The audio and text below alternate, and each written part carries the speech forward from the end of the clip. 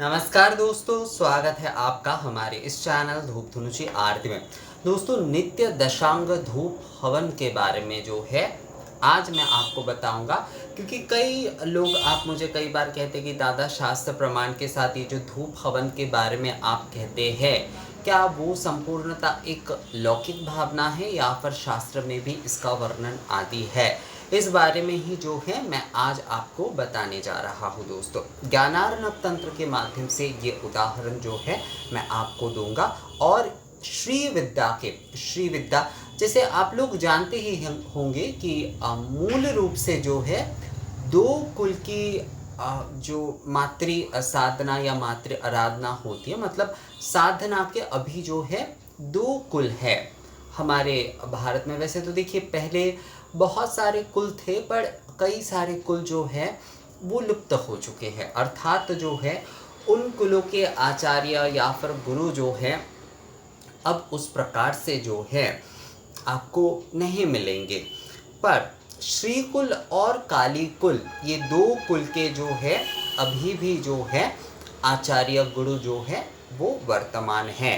दक्षिण प्रदेश में श्री विद्या के अनुसार जो है देवी साधना होती है, यानी कि मातृ साधना होती है। और पूर्वी भारत में जो है, पूर्वी भारत में यानी कि बंगाल से लेकर बनारस, असम आदि, ये सभी कुछ इसमें ही आते हैं। दोस्तों, असम में वैसे वामाचार आदि के विषय थोड़ा ज़्यादा है, पर बंगाल से लेकर बनारस तक की अगर बात करें क्रांता के हिसाब से जो होते हैं असल में, तो ये वहाँ पर काली कुल के ही चलते हैं। तो श्री कुल और काली कुल यही जो है दो मुख्य कुल के रूप में अभी भी है। मतलब मूल कुल की अगर हम बात करें आज के समय में, तो मुख्यतः ये दो ही कुल जो है आज भी है।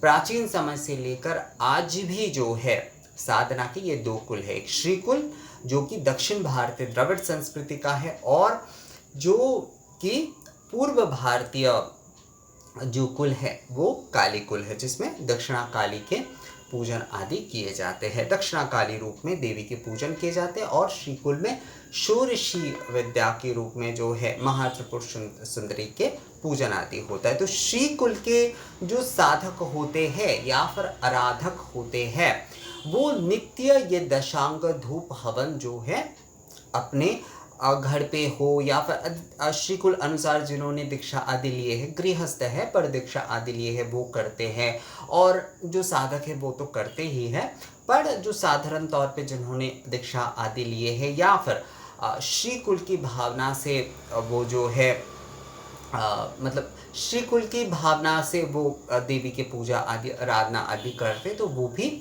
नित्य ये दशांग धूप हवन जो है वो करते हैं।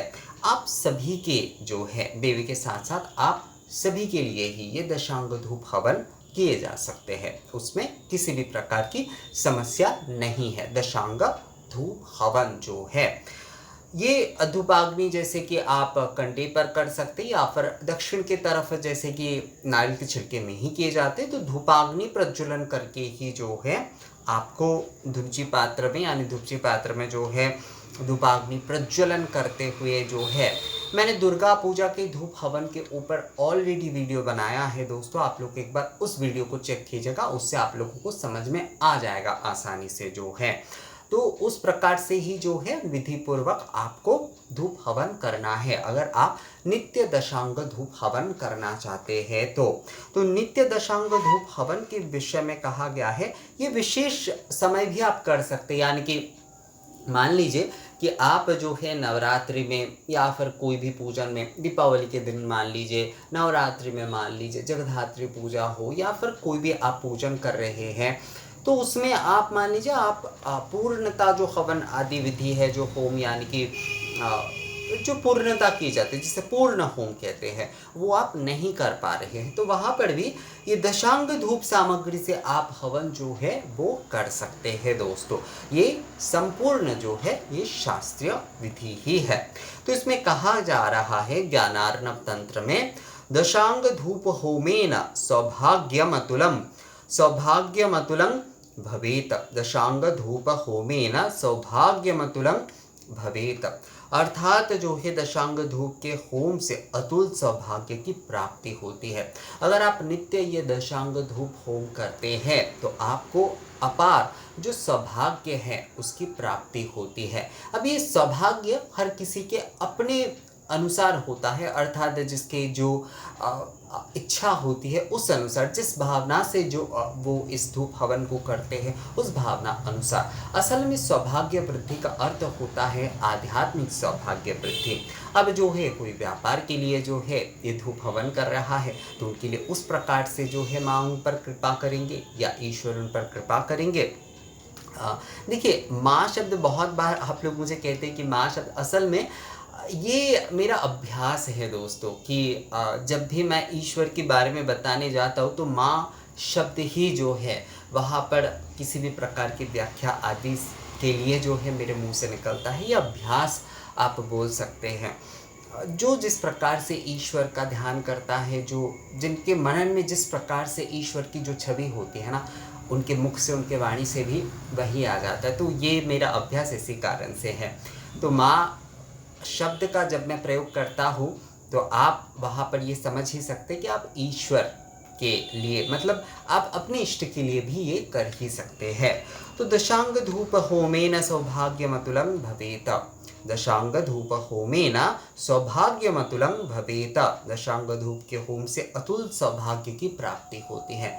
तो ये अतुल सौभाग्य जो है ये असल में आध्यात्म की अतुल सौभाग्य है।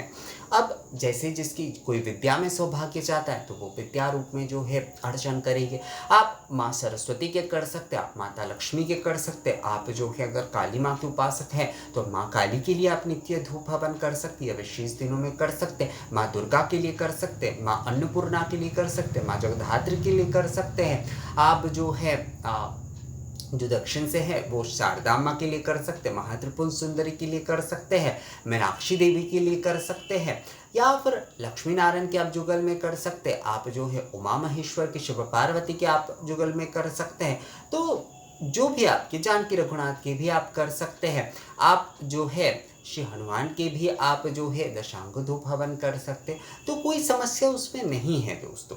ज्ञानार्णव तंत्र में कहा जा रहा है ये मूल रूप से जो है श्री विद्या में, जैसे मैंने आपको कहा कि जो श्री विद्या के आराधक और उपासक होते हैं वो इस दशांग धूप होम को जो है, मैं असल में जो है जब दक्षिण भारत में रहता था, हैदराबाद में रहता था, तो वहाँ पर मैं देखता था कि ये दशांग धूप जो है वो डिब्बे में मिलता था। मतलब एक जो उसके जो मिश्रण जो है वो डिब्बे में मिलता था। वहाँ पर अगरबत्ती या फिर जो कप आदि वहाँ पर मतलब वहीं से बनकर जो है बाहर सप्लाई दिए जाते, सेल किए जाते हैं, पर वहाँ के लोग उन सारी चीज़ों को बहुत कम इस्तेमाल करते। तो दशांग धूप के वो डिब्बे वहाँ पर मिलते थे दोस्तों, पूजा सामग्री आदि भंडार में।